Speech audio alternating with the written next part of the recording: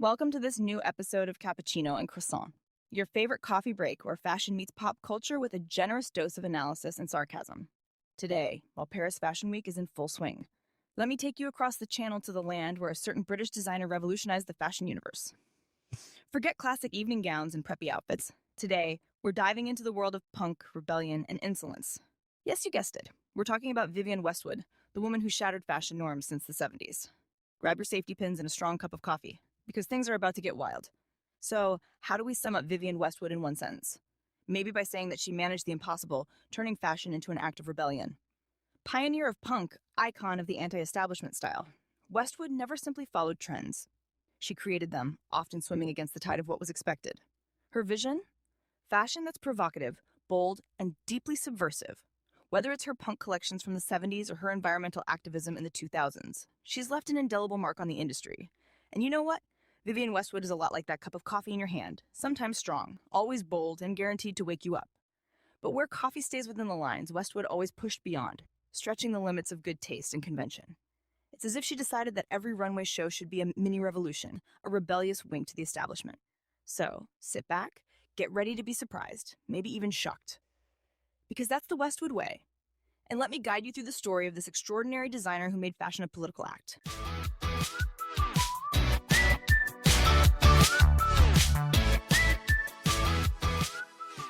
Picture this, London in the 1970s. It's not yet the cosmopolitan, trend-setting hub we know today. No, back then, the city was gray, marked by the end of the swinging 60s and a youth grappling with an identity crisis, desperately searching for new ways to rebel, new countercultures to cling to. It's in this context that Vivienne Westwood makes her entrance, unwittingly poised to redefine fashion, and by extension, pop culture. It all begins with the opening of Let It Rock, a small shop on King's Road in London in 1971. Westwood worked there with Malcolm McLaren, the soon-to-be manager of the band that would become the Sex Pistols. Initially, the shop was a quirky mix of 1950s nostalgia and provocation, selling rockabilly, teddy boy-inspired clothing. Basically, pieces that didn't fit the standards of the time. But that's precisely where Westwood's rebellion was born. She wasn't interested in following trends. She wanted to break them. Soon enough, the shop evolved in tandem with the emerging punk energy bubbling in London. McLaren and Westwood made an explosive duo. They renamed their shop multiple times. Too Fast to Live, Too Young to Die, then Sex, and eventually World's End. With each name change came an entire philosophy and aesthetic that went beyond clothes. The goal? To provoke, to shock, to attack the established norms. This wasn't just fashion anymore. It was political and social commentary. Vivienne Westwood became the pioneer of punk style, a blend of destruction and creation, DIY culture, and avant-garde experimentation. And that's where the magic happened. This style, drawn from the streets, from the disillusioned youth sporting safety pins and torn t-shirts, became a kind of aesthetic manifesto. Westwood drew from popular culture only to subvert it with a deeply political message. Her designs were social critiques in and of themselves. Provocative slogan t-shirts, deconstructed clothing, chains and leather. Everything embodied a desire to break from the established order. She wasn't just selling clothes. She was selling clothes. She was selling a message. What's fascinating about Vivienne Westwood is her ability to turn the underground into the mainstream without losing her rebellious spirit. What began as a youth revolt evolved into a full-blown aesthetic revolution. If punk became the emblematic movement it is today, much of the credit goes to her. In fact, the infamous 1976 Sex Pistols concert at Manchester's Lesser Free Trade Hall might not have had the same impact without the ultra-striking visual style she helped forge. And yet, Vivienne Westwood didn't stop there. She was able to take her brand far beyond punk's codes. After Let It Rock closed, she launched World's End, a true laboratory where she reinvented fashion while staying true to her provocative spirit. Her first major collection, Pirates in 1981, marked a turning point in her career. She shifted away from pure punk style to explore historical and romantic influences. There were looser silhouettes, draping inspired by traditional clothing, and yet everything remained incredibly modern and subversive. Vivienne Westwood didn't follow trends. She set them. With this collection, she proved she could evolve while maintaining her rebellious flame. She transitioned from the fringes to the center of the international fashion stage, all while continuing to use her work as a tool for social critique. She never abandoned her convictions, and that's reflected in her creations, which continuously oscillated between provocations and tributes to popular culture, always revisiting the symbols of power and authority. The Queen of Punk had become a fashion icon in the truest sense of the word. What's truly fascinating about Vivienne Westwood is that her commitment remained intact throughout her entire career. From the 70s to today, she continues to mix fashion, politics, and provocation with that touch of British humor that makes all the difference. She reminds us, again and again, that fashion is not just about fabrics and seams. It's a powerful tool to convey a message, whether it's aesthetic, political, or social. In summary, Vivienne Westwood's story is that of a designer who refused to play by the rules of the industry and who imposed her radical, avant-garde vision. From punk to haute couture, from let it rock to world's end. She redefined the contours of fashion by injecting it with rebellion, pop culture, and political thought. To this day, her legacy is felt throughout the industry, and her collections continue to inspire entire generations of designers.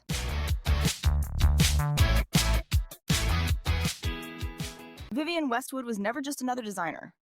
When we talk about iconic runway shows, you probably imagine impeccable silhouettes flowing, sophisticated gowns. But with Westwood, it's something else entirely.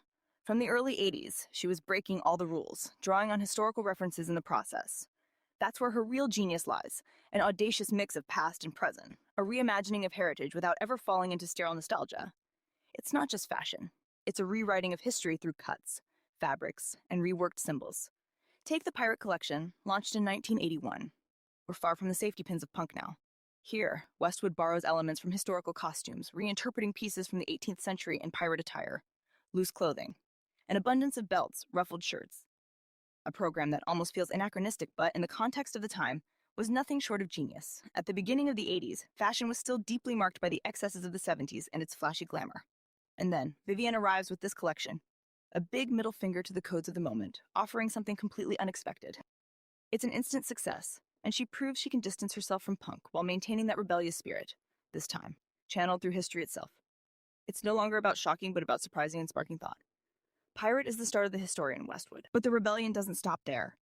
In 1982, she doubles down with the Buffalo Collection, and this is where things hit another level.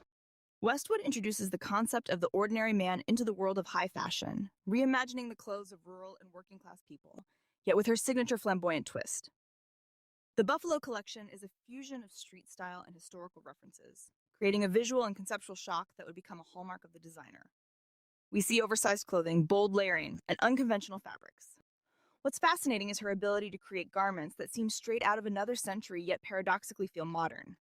A collection rooted in the past but looking towards the future, all worn by models with exaggerated hairstyles and makeup, once again defying the beauty norms of the time.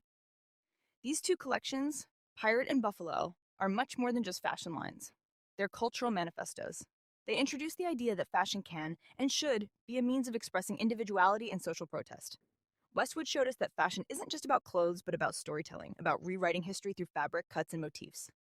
She makes us realize that fashion can challenge social structures.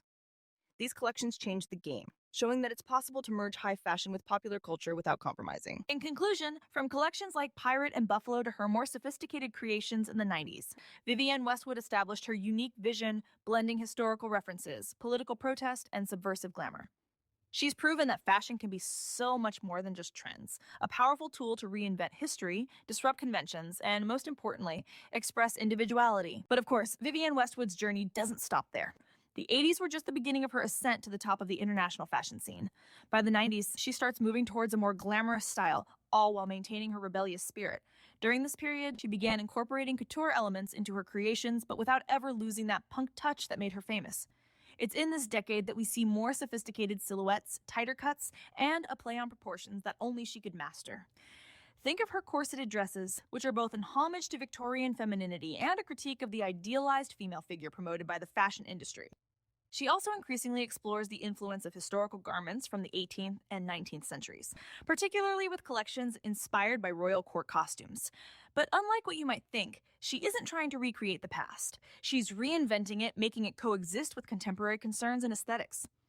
What she offers is a kind of ongoing dialogue between the past and the present, a fusion of styles that defies usual trends. One of the most iconic pieces from this period is undoubtedly the corset, which Westwood transformed into a symbol of power and freedom, where historically it had been a tool of oppression and constraint. The corset becomes armor, a feminist statement. This is the art of Vivienne Westwood. She doesn't create clothes just to be worn, but to send a message. She flips the codes, shakes up symbols, and that's what makes her a standout figure in the fashion industry.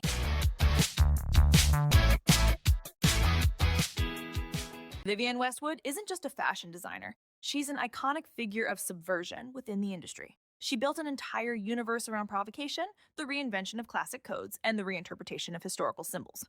It would be easy to reduce her style to her early punk years, but that would be a gross misunderstanding of the depth and richness of her work. To grasp the DNA of Westwood's style, you need to dig deeper than the safety pins and leather chains. The first thing that stands out in Westwood's style is her obsession with the corset. But let's be clear, not just any corset. Vivienne Westwood's corset is far removed from the traditional image of a woman constrained by tight laces. No, for her, the corset became a symbol of emancipation. By transforming this historical garment, once used to mold and imprison the female body, she turned it into an iconic piece of feminine rebellion. It's almost like a modern armor, a bold statement of power and sensuality. Her corsets are as exuberant as they are provocative, often worn on the outside of clothing, defying convention. The subversion is clear. What was meant to be hidden becomes a central element of style. And that's just the tip of the iceberg. Westwood's art also lies in asymmetrical cuts, unexpected volumes, and exaggerated proportions. Once again, she plays with established codes. Her collections reinterpret traditional forms, creating pieces that are both elegant and offbeat. In a way, it's her way of saying that fashion should never be static, but always in motion, always seeking renewal. But what truly defines Vivienne Westwood's genius is her ability to subvert social norms through her creations. She uses fashion as a tool for political provocation. Take her Anglomania collection from the 90s, for instance, where she juxtaposes classic British symbols, like the Union Jack, with anti-establishment slogans. It's a clear way of questioning British nationalism and the establishment, all while using humor and irony. Her pieces aren't just clothes. They're political statements taking a stand. You can see this in collections where she blends androgyny with exaggerated femininity, challenging ideas of gender, sexuality, and identity. That same subversive spirit extends to her approach to anti-consumerism. Vivienne Westwood was ahead of her time in criticizing the fashion industry itself. In contrast to fast fashion, she advocates for a return to durable, well-made clothes that have a story to tell. Her creations are a manifesto against hyperconsumption and the overproduction of disposable clothing. It's not just about offering beautiful clothes, but about spreading a broader message. Fashion can and should be a tool of resistance against the excesses of capitalism. What makes Westwood's style even more unique is her historical influence. She's a scholar of fashion history and art. It shows in every one of her collections. She borrows elements from historical costumes of the 18th and 19th centuries, which she reimagines with a resolutely modern eye. What she does is tell a story through clothing. Every piece has a reference, a wink, a nod to a bygone era, but always with a contemporary twist. This blend of past and present is perhaps the strongest signature of Westwood. She manages to take garments that at first glance seem to belong in a museum and transforms them into ultra-modern creations worn by today's rebels. Take, for example, her crinoline dresses or her corsets inspired by 18th century pannier gowns. She reworks them with modern materials and unexpected cuts. These are pieces that play on contrasts, both opulent and minimalist, historical and futuristic. And that's the magic of Vivienne Westwood. She makes the past feel more relevant than ever. To conclude, the DNA of Vivienne Westwood's style is a complex mix of provocation, the subversion of norms, and historical references. Her creations are never just clothes. They are political and social statements. Whether it's through the reinvention of the corset, the use of asymmetrical cuts, or her biting critique of consumer society, Westwood has always made fashion an act of resistance. She doesn't follow trends, she creates them.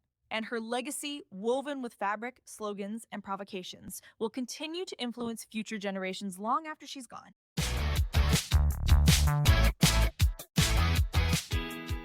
Starting in the 2000s, Vivienne Westwood added a new string to her already well-equipped bow: environmental activism.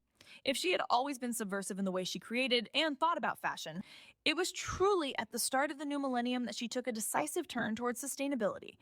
And, as always with her, it wasn't just about jumping on a trend or riding the eco wave.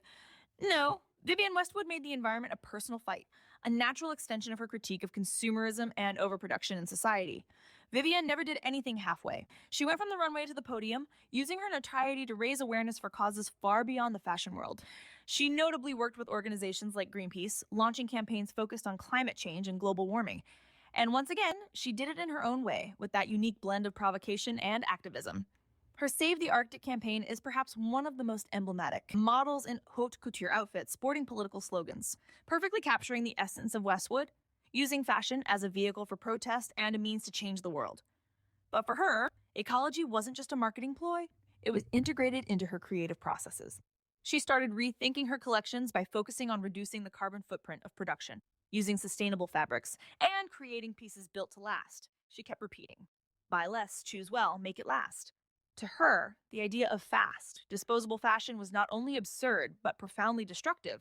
She encouraged consumers to turn away from fast fashion and invest in clothes with history, quality, and a reduced environmental impact. And of course, her influence didn't stop there. Vivienne Westwood paved the way for a new generation of designers. Today, if we see fashion houses like Balenciaga or designers like Rick Owens and Alexander McQueen playing with the codes of androgyny, subverting social norms, and engaging in political rebellion, it's because she blazed that trail long before them. Alexander McQueen, in particular, was deeply influenced by Westwood, both in his aesthetic and in his approach to fashion as a space for expressing anxiety, rebellion, and identity. Rick Owens, with his architectural style and often raw pieces, pays homage to Westwood's nonconformist approach. And as for Balenciaga, you only have to look at their recent collections to see Westwood's influence, with that mix of provocation and haute couture. But her influence stretches far beyond the runway. In popular culture, Vivienne Westwood has become an unavoidable figure. Her creations have left their mark on red carpets, worn by pop culture icons like Naomi Campbell, Kim Kardashian, and Pharrell Williams. We particularly remember Carrie Bradshaw's famous wedding dress in Sex and the City, a Westwood gown that, in an instant, transcended fashion to become a style symbol. Westwood isn't just present in fashion magazines. She's infiltrated films, TV series, and even video games. Her references are everywhere, in both fictional works and historical documents, proof that her impact goes far beyond the boundaries of the fashion industry. She also left her mark in the world of art. Many of her pieces and her runway shows are conceived as performances in their own right.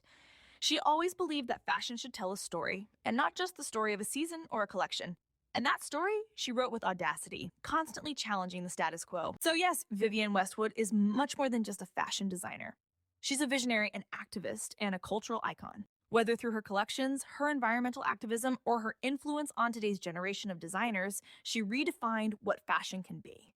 She showed that fashion, far from being frivolous, can be a tool for change, a way to define norms, push for reflection, and sometimes rewrite history. In the end, Vivienne Westwood reminds us that fashion, beyond fabrics and cuts, is also a political act. And it's that awareness that today inspires so many designers to rethink the way they conceive of fashion and the world around them.